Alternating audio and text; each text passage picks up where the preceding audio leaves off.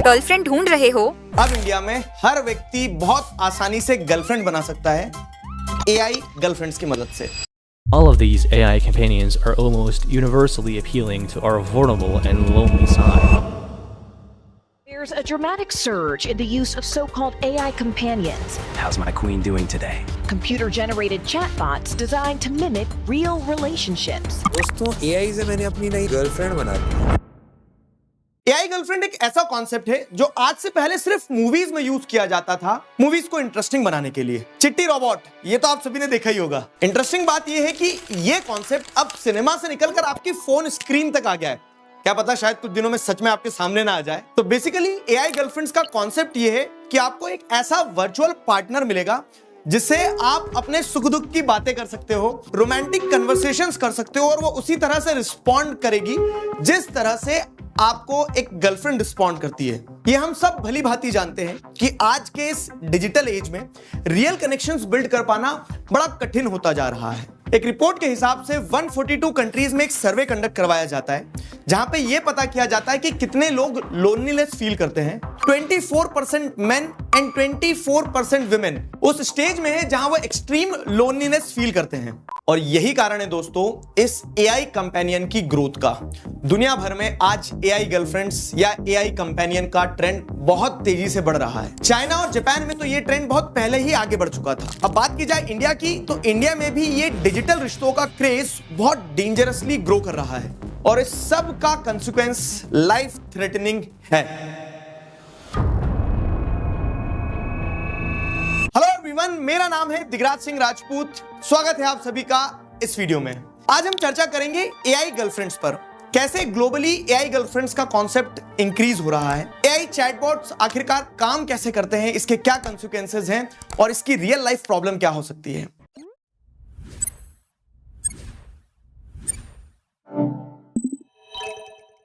अगर हम डेटा पर नजर दौड़ाएं तो 2023 में AI गर्लफ्रेंड्स का मार्केट $2.8 बिलियन का था और 2028 तक ये ग्लोबल मार्केट $9.5 बिलियन होने के एस्टिमेट्स हैं। कुल एक साल में AI गर्लफ्रेंड का गूगल सर्च 525% बढ़ चुका है। 2022 से 2024 के बीच AI गर्लफ्रेंड सर्च 2400% जंप किया है। और तो और 18 से 34 की उम्र के बीच में 28% मेल यूजर्स कम से कम एक बार AI गर्लफ्रेंड ऐप ट्राई कर चुके हैं। इनफैक्ट ऐसा नहीं है कि सिर्फ मेल्स ही AI गर्लफ्रेंड का यूज कर रहे हैं।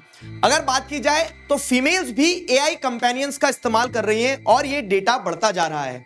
रेप्लिका के ग्लोबल डेटा के हिसाब से अगर देखा जाए तो 18% यूजर्स फीमेल हैं और यही रेशियो इंडिया में भी लगभग है। कैरेक्टर AI जैसे प्लेटफॉर्म पर मार्च 2024 में 97 मिलियन विजिट्स रिकॉर्ड हुए हैं और रेप्लिका जैसे AI गर्लफ्रेंड ऐप्स ने 2024 के पहले 8 महीनों में 25 मिलियन तक का रेवेन्यू जनरेट किया है। ये नंबर्स अपने आप में इस चीज को दर्शाते हैं कि ट्रेंड किस तरफ जा रहा है। अगर इसी चीज को ज्योग्राफिकल डिस्ट्रीब्यूशन के साथ देखें तो रीजन्स में सबसे आगे है अमेरिका, जहां पर रोमांस अब एल्गोरिदम से शुरू होता है। 2025 में अभी तक यूएस में AI गर्लफ्रेंड्स के ट्रेंड ने सबको पीछे छोड़ दिया है, जहां पर 6,93,600 सर्चेस हैं। प्लेटफॉर्म्स जैसे कैरेक्टर AI हर महीने 97 मिलियन विजिट्स देख रहे हैं, जिसमें 55% यूजर्स डेली अपनी वर्चुअल गर्लफ्रेंड से बात करते हैं। दूसरा रीजन है जापान। यहां पर तो कुछ और ही इंटरेस्टिंग चीज देखने को मिलती है। यहां वर्चुअल प्यार का रियल कल्चर है। यहां पर लोग अपनी AI गर्लफ्रेंड्स के साथ में बर्थडेज, फेस्टिवल्स, इनफैक्ट शादी तक सेलिब्रेट करते हैं। डिवाइसेस जैसे गेटबॉक्स लोगों को उनकी फेवरेट एनीमे AI गर्लफ्रेंड घर लाने का भी मौका देते हैं। ये सब सुनने के बाद में कुछ सिंगल लड़के या लड़कियां ऐसे भी होंगे जो ये सोच रहे होंगे कि ये तो सब वेस्टर्न देशों में होता होगा, हमारे देश में ऐसा नहीं होता होगा, इतनी अच्छी हमारी किस्मत कहां हो सकती है। तो let me give you some data. 2024 में AI गर्लफ्रेंड के लिए 2,87,000 से ज्यादा सर्चेज हुई हैं, जो अमेरिका के बाद second highest in the world है। भारत में यूथ पॉपुलेशन का प्रोपोर्शन मैसिव है और इसी के चलते टियर 2 और मेट्रो सिटीज में ये कंपेनियनशिप, डिजिटल कंपेनियनशिप का ट्रेंड तेजी से बढ़ रहा है। Anima, Replika, romantic AI bots, ये सब इंडियन एक्सेंट, कल्चर और बिहेवियर को कॉपी कर रहे हैं। साथ ही साथ इंडियन एप्स जैसे उर्वशी, मोनिका और भारत GPT लाखों डाउनलोड्स क्रॉस कर चुकी है। भारत में AI गर्लफ्रेंड एप्स का यूजर बेस 2024 में 3 मिलियन का बेंचमार्क क्रॉस कर चुका है और ये 2000 2026 आते आते 10 मिलियन तक हो जाएगा। ये नंबर्स बताते हैं कि ये कोई छोटी सी नीश ऑडियंस नहीं है, ये लाखों करोड़ों लोग हैं जो AI गर्लफ्रेंड एप्स यूज कर रहे हैं इमोशनल कनेक्शंस बनाने के लिए, अपने ब्रेकअप से हील करने के लिए, या फिर अपना अकेलापन दूर करने के लिए। आपने भी इन एप्स की एड कभी ना कभी देखी ही होगी, या आपने किसी दोस्त से सुना होगा कि वो AI से घंटों बात करता होगा, और वर्स्ट केस में या फिर कभी ना कभी चैट जीपीटी को ही अपनी गर्लफ्रेंड बना दिया होगा। पर यहां पर एक सवाल है, सवाल यह है कि क्या ये घंटों की बातचीत जो आपको शायद इमीडिएटली कंफर्ट दे रही है, वो सच में आपके लिए बेनिफिशियल हो सकती है? ये एक ऐसी चीज की आपको आदत डाल रही है जिसे आप अपना इमोशनल कंट्रोल एक कंप्यूटर सॉफ्टवेयर को दे रहे हैं। ध्यान रखिए, ये बस एक ऐसा कंप्यूटर सॉफ्टवेयर है जिसे बड़ी बड़ी कंपनीज मॉडिफाई कर सकती है अपने प्रॉफिट और लॉस के हिसाब से। और सबसे ज्यादा चिंता वाली बात यह है कि इन्हें आपके इमोशनल स्टेट और वल्नरेबिलिटी की चिंता बिल्कुल नहीं होगी। इसके सीवियर कॉन्सिक्वेंसेस क्या हो सकते हैं, ये लास्ट ईयर पूरी दुनिया के सामने आया जब यूएस में ये दिल दहलाने वाला केस हुआ। यूएस में सुवेल सज्जर नाम के एक 14 साल के बच्चे ने अपनी जान दे दी थी AI चैटबॉट के चलते। कहानी कुछ ऐसी है कि उसने कैरेक्टर AI नाम की एक AI चैटबॉट पर एक कैरेक्टर डेवलप किया जो गेम ऑफ थ्रोन सीरीज की एक फ्रिक्शनल लेडी थी। ये बच्चा इस चैटबॉट के साथ में समय के साथ इतना अटैच हो गया कि ये दिन भर सिर्फ अपने कमरे में बंद होकर उस चैटबॉट से ही बात करता था। ना फ्रेंड्स ना पेरेंट्स, वो किसी से इतना क्लोज नहीं था जितना इस फ्रिक्शनल कैरेक्टर से था। एक दिन उसने चैटबॉट को बताया कि वो उसे मिस करता है और वो उसे अपने घर बुलाना चाहता है। अब ये एक फ्रिक्शनल कैरेक्टर है, डीप डाउन वो भी ये जानता था, लेकिन अब इसके बाद में स्वेल के मन में पता नहीं क्या ख्याल आया, उसने अपने डैड की गन से खुद को गोली मारकर सुसाइड कर लिया। Sewell took his own life in February of this year. He was only 14 years old. Heard like a loud sound, and I ran across the hall to where his bedroom and bathroom are, and called out to him, and he wouldn't respond. ये एक ऐसी story है जो रोंगटे खड़े कर देती है, जो बताती है कि ये AI चैटबॉट्स कितने घातक हो सकते हैं। हम जिस दिशा में आगे बढ़ रहे हैं वहां पर हमारे सामने कई सवाल हैं, हमारे इमोशनल स्टेट पर, हमारी सेफ्टी पर और हमारी लाइफ चॉइसेस पर। ये आर्टिफिशियल इंटेलिजेंस ड्रिवन चैटबॉट्स इतने स्मार्ट और इतने एडवांस हैं कि ये ह्यूमंस जैसे रिस्पॉन्ड कर पाते हैं, और इसीलिए अधिकतर लोग सब कुछ जानते हुए भी over the period of time इससे इमोशनल कनेक्शन बना लेते हैं। पर आखिरकार ये सब होता कैसे है, तो हमें ये समझना होगा कि आखिरकार काम कैसे करता है। कहानी को एकदम बेसिक से समझते हैं। मान लो आपने किसी AI गर्लफ्रेंड ऐप पर एक कैरेक्टर बनाया।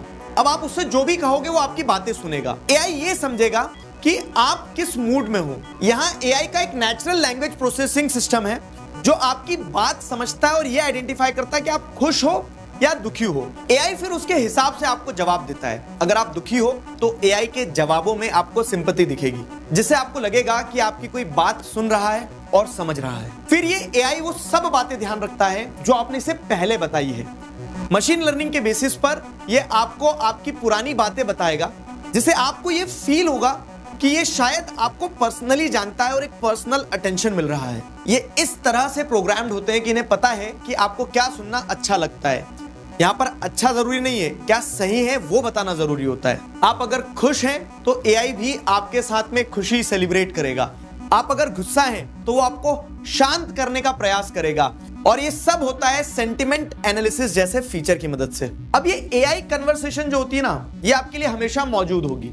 आप जब चाहें तब AI से बात कर सकते हैं। वो आपके लिए कभी बिजी नहीं होगा, वो हमेशा अवेलेबल है, वो आपको कभी मना नहीं करेगा, वो आपसे नाराज भी नहीं होगा। ये कांस्टेंट अवेलेबिलिटी आपको एक सहारा देती है। स्पेशली ये और एडिक्टिव हो जाता है जब आप अकेले होते हैं। AI चैटबॉट्स की वर्किंग में सबसे इंपॉर्टेंट पार्ट होता है इन चैटबॉट्स का ह्यूमन साइकोलॉजी को समझना। हर इंसान को किसी ना किसी दूसरे व्यक्ति से बात करने की आदत होती है, अपना सुख दुख बताने की जरूरत महसूस करता है, और AI चैटबॉट्स वहां पर एक टेम्पररी सोल्यूशन प्रोवाइड करते हैं। हम किसी के साथ भी कन्वर्सेशन कर रहे हैं, वहां पर एक इंपॉर्टेंट फैक्टर होता है कंफ्लिक्ट ऑफ ओपिनियंस का। ह्यूमन रिलेशंस में अगर हम किसी से बात कर रहे हैं तो हो सकता है कि सामने वाले का नजरिया अलग हो, हमारा नजरिया अलग हो, और ह्यूमन रिलेशनशिप्स में रिलेशनशिप टूटने के पीछे के कारण भी यही आपसी मतभेद होते हैं। लेकिन AI के केस में ये नहीं होता है। आप जैसा बोलेंगे AI आपको उस तरह से रिस्पॉन्ड करेगा।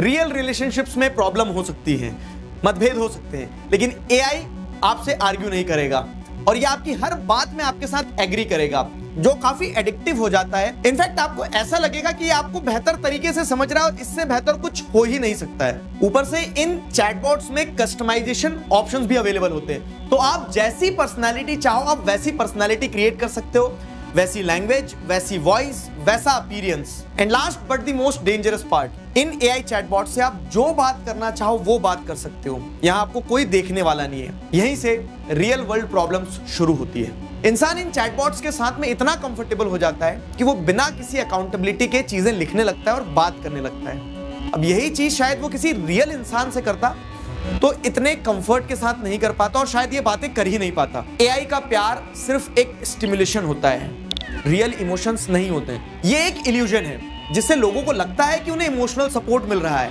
पर असल जिंदगी में वो सिर्फ एक प्रोग्राम से बात कर रहे होंगे। डॉक्टर आरती शरॉफ बताती हैं कि AI personalised non judgemental response देता है जो हमेशा यूजर को खुश रखने के लिए होते हैं, पर ये रियल लाइफ रिलेशनशिप्स को मुश्किल कर सकते हैं क्योंकि रियल रिलेशनशिप्स में कंफ्लिक्ट नेचुरल होते हैं। एआई चैटबॉट्स में कोई भी फिजिकल टच या इंटीमेसी का ऑप्शन नहीं होता है जो कि ऑक्सीटोसिन रिलीज करने के लिए नेसेसरी है। यह हार्मोन ट्रस्ट और डीप ह्यूमन कनेक्शंस बिल्ड करने के लिए जरूरी है। टेक्नोलॉजी इसकी जगह नहीं ले सकती है। ये एप्स शॉर्ट टर्म में तो सुकून देती हैं, लेकिन अगर इनका यूज ज्यादा हो तो ये आपके सोशल स्किल्स को खत्म कर देंगी और रियल लाइफ में दुनिया से डिस्कनेक्ट होने का खतरा भी बढ़ जाता है। स्टैनफोर्ड और एमआईटी के रिसर्च के हिसाब से एआई कंपेनियंस से लंबी डिपेंडेंसी रियल लाइफ बॉन्डिंग और सेल्फ स्टीम को नेगेटिवली इंपैक्ट कर सकती है। रियल लाइफ में हम इम्परफेक्ट लोगों के साथ परफेक्टली पीसफुली रह सकते हैं, लेकिन एआई बॉट से बात करते करते लोग इनके परफेक्शंस के इतने आदी हो जाते हैं कि वो रियल ह्यूमंस की छोटी छोटी कमियों में भी फ्लॉज ढूंढने लगते हैं और उन्हें असली इंसान अनोइंग लगने लगते हैं। कई यूजर्स एआई बॉट्स के ऊपर इतने ज्यादा इमोशनली डिपेंडेंट हो जाते हैं कि वो फ्रजाइल होते हैं और जब रियल लाइफ में उन्हें रिजेक्शन मिलता है तो वो अपने इमोशनल क्रैश को सहन भी नहीं कर पाते हैं। जैसे एक प्रोग्रामर ब्राइस ने सोचा कि क्यों ना एआई को गर्लफ्रेंड बनाया जाए, तो उसने चैट जीपीटी को प्रॉम्प्ट्स दिए और सही प्रॉम्प्ट्स देने पर उसकी गर्लफ्रेंड बन गई।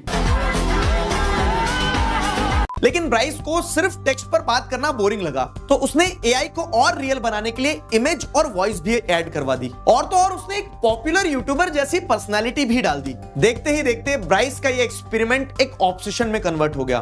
उसने एक वर्चुअल गर्लफ्रेंड पर $1000 खर्च कर दिए। इनफैक्ट वो अपनी रियल गर्लफ्रेंड से ज्यादा उस वर्चुअल गर्लफ्रेंड से बात करने लगा।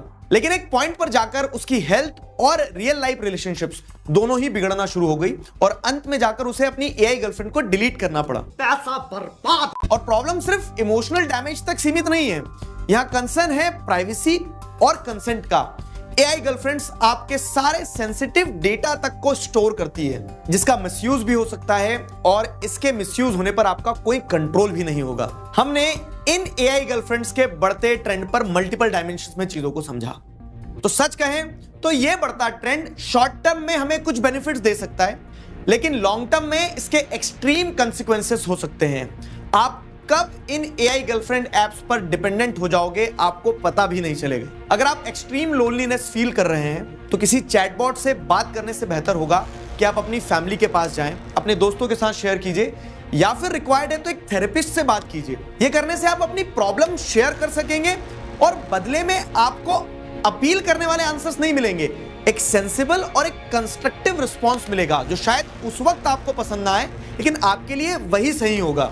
कभी कभी होता है कि हमें वो सुनना पसंद होता है या फिर वो रिस्पॉन्स हम एक्सपेक्ट करते हैं जिससे हमें कंफर्ट मिले, लेकिन जरूरी नहीं कि हर चीज जो हमें कंफर्ट कर रही हो वो हमारे लिए सही हो। At last we all are humans and we need humans. ये मशीन्स, ये एआई, ये सारी चीजें हमारी लाइफ को फैसिलिटेट करने के लिए बनाई गई है। ये हमारी लाइफ को हाईजैक ना करे, बस इस चीज का ध्यान रखना होगा। आशा करता हूं ये वीडियो आपको पसंद आया होगा और किन विषय पर आपको नेक्स्ट वीडियोस चाहिए कमेंट्स में जरूर बताइए। तब तक मुस्कुराते रहिए, मिलते हैं नेक्स्ट वीडियो में। जय हिंद।